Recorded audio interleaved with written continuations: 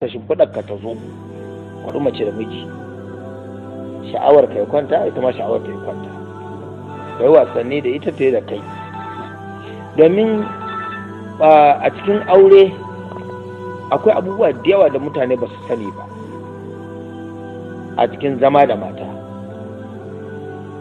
Mutane sun sa mace a gida ba ta fita, amfaninta shine ta maka girki, in ta ɗau ciki ta haifan maka, ta renon maka ɗa, kawai tana nan a cikin gida. Abu ma in kana nema a gurinta da tsawa da kaza kaza da menene haka na wato kamar dai baiwa, a shara'anci haka ɗin ba daidai ba ne. Za ka ba ta ƙima ta daraja ta cewa ita fa mutum ce kaman ka, akwai hannunta biyu kafanta biyu, tana ji tana gani, tana da hankalinta, tana da zaɓi, tana da ƙi. Saboda haka idan kana son canja wani abu a cikin gidanka, za ku zauna da kai da matanka ku tattauna kazan nan da ke faruwa ne ya kamata mu yi haka, ku yi shawara kafin ku yi haka. Shari'a ya ce shi yasa za ta fita unguwa za ta tambaye ka, don me? Dan saboda kai ne abokin shawararta, kai ne hankalinta, kai ta rataya wa kaunarta gaba ɗaya, kai ta sani, kai take kallo, ba kowa. Amma sai ka samu matsala ne ma na cefane na gida idan mata ta ce a Allah abu kazan nan, kafin ta gama magana babu ka hauta tsawa. Kamata hatta abubuwa na abinci ya zama na kuna yi ne tare, tsawa ɗin ya fita tsakanin ka dinga kawo magana na kana magana ne da masoyiyarka kullum, ita ma ta kawo magana tana magana ne da masoyinta. Haka in ta ɓata maka rai, in ta gani a cikin fuskarka sai ta baka haƙuri. Wannan abu da na faɗin nan in ya ɓata maka rai, don Allah ka yi haƙuri, ta baka haƙuri. Kai kuma saboda hankalinta ya kwanta sai ka ce a raina bai ɓaci ba, sai ka gyara, raina bai ɓaci ba, saboda me ta baka haƙuri. Sai ka ƙuri ka ce a raina bai ɓaci ba, ba komi. Kuma kai ka ga dan haɗa fuskan da kai din nan in ya tada hankalinta, in ka ga alamar ya tada hankalinta, to sai kai ƙoƙari ka risinar da ita, ka nuna cewa fa hankali ka bai tashi ba.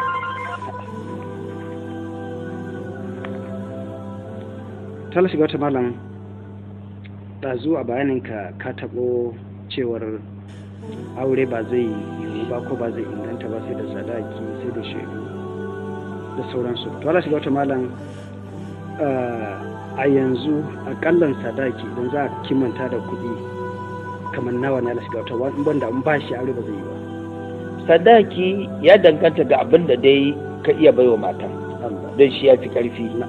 Maganan sadaki ya zo biyu ne, za ka ji ana ambata rubu'u dinar. Rubu'u dinar yana kaiwa kamar 20,000 da wani abu, 20,000 kamar da biyar haka. Shine kamar in an kasa nisabi kashi 4, ba zai kai kamar 5,000 da wani abu. To amma ba dole bane haka nan, don wannan kiyasi ne na Imam Malik. Hadisi ya nuna cewa sadaki ba shi da kaɗan, ba shi da kuma iyaka wajen yawa. Mun duba ga mutumin da yake gaya wa Annabi sallallahu alaihi wasallam, ya Rasulullah, in ba ka santa ina santa, kawo sadaki. ai ga mutumin nan an nemi zani ɗaya ya zama sadaki, shi ya ce shi ne kawai a gindina, ba wani. Ka gani an nemi ko da zobe ma a hannun sanda na bikin karfe ma da akwai ya kawo, aka ce ba shi da shi. Sannan aka danganta ga karatu Qur'ani. Wannan yana nuna cewa ba shi da iyaka wajen karanci. Abinda ake bukata a nan yardan mata, in dai matar ta yarda bisa wannan ɗin, shikenan magana ya kare, ko waliyinta ya yarda da wannan ɗin, shikenan magana ya kare. Ina jin ka gane. Haka ma kuma wajen yawa, Allah yana cewa walau ataita ihdahunna qintara, inda zaka iya baka kintar shine dukiya mai yawa, alkans, kuɗi mai yawan gaske, inda zaka iya bayarwa ka sa a sadaki ma bai yawa ba sadaki ba. Ka gane ko? To saboda haka sadaki ba shi da iyaka wajen yawa, ba shi da iyaka wajen karanci. To Imam Malik a kiyasinsa sai kiyasta da maganan Annabi sallallahu alaihi wasallam. Manzon Allah sallallahu alaihi wasallama a Madina, hadisin Muwatta ne ya kawo shi, cewa baƙo ya zo ya sauka a cikin masallaci ya tasa kansa da bargo, akwai wani bargo da ake sa Habasha, irin wannan bargon ne ya daga kansa da shi yana kwance a cikin masallaci. Barawo ya shigo masallacin ya daga kan mutumin nan ya sace bargon nan, ya fita zai gudu da wannan bargon. Wannan mutumin ya gano shi, da wannan mutumin ya gano shi ya bi shi barawo aka kama shi, aka daga magana zuwa gaban manzon Allah sallallahu alaihi wasallam. Annabi sai umarni da a yanke masa hannu. Sai shi mutumin nan ya ce, kafin ya yi umarni da a yanke masa hannu din, sai ce wannan bargon a ina ke sai da irin da aka ce mutanen Habasha ne suke kawo tallanta, nawa ake sayarwa irin ta, ana sai da ita abu kaza kaza, to wannan din nan zai yi nawa, wannan zai yi nawa. Sai aka ce wannan dai zai rubu dinar, zai rubu ne, sai dai ya fi rubu dinar din. To inda zai rubu dinar cikin sai a yanke masa hannu. Ana yanke hannu don abin da ya kai rubu dinar. Idan barawo ya shiga ya sata a cikin gida ko a suto ko a masallaci ko a makabarta ya sace ya fita, ya tone kabari ya fitar, to wannan abin da ya sata din, wannan abin da ya sata din inda ya kai rubu dinar, to za a kashe abin da za a yanke masa, sai a yanke masa. To shikenan Imam Malik sai kiyasta da wannan magana, sai ya ce to gaba baya fin gaba dan uwansa, gaba na hannu da gaba karkashin mace darajar su kima su iri ɗaya ne.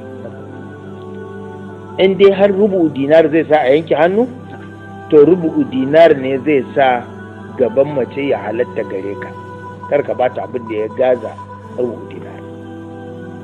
Ka gane?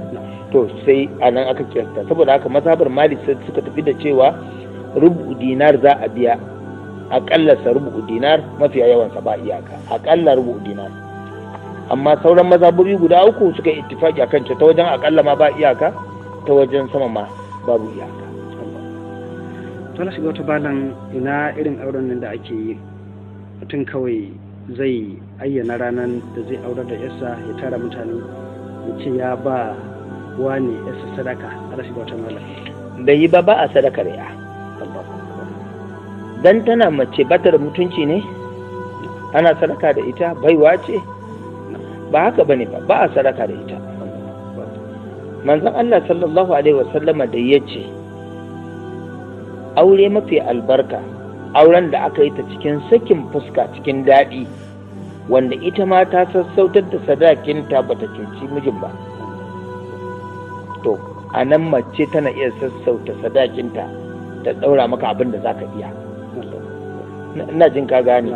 In ban da wannan magana cewa a ɗora aure da wane kawai wai shi ya yi sadaka da ya, wannan babu shi a shari'a. Dole sadaki ya fita a cikin shi mijin. Ina jin ka gane. Ba daidai ba ne a ce an ba da sadakar ya. Ka tara mutane da safe aka ɗaura aure, an ɗaura aure da Muhammad, haka ake cewa mun ɗaura aure da Muhammad. Ka san Muhammad ɗin da suke nufi? To annabi sallallahu alaihi wasallam wai da ita aka ɗaura aure. Ai kaga ta zama haram ga wannan kenan, ta zama ummahatul mu'minin, in ba dan saboda abu an yi masa iyaka ba. Ya za ya ɗaura aure da Muhammad? Ba a yi.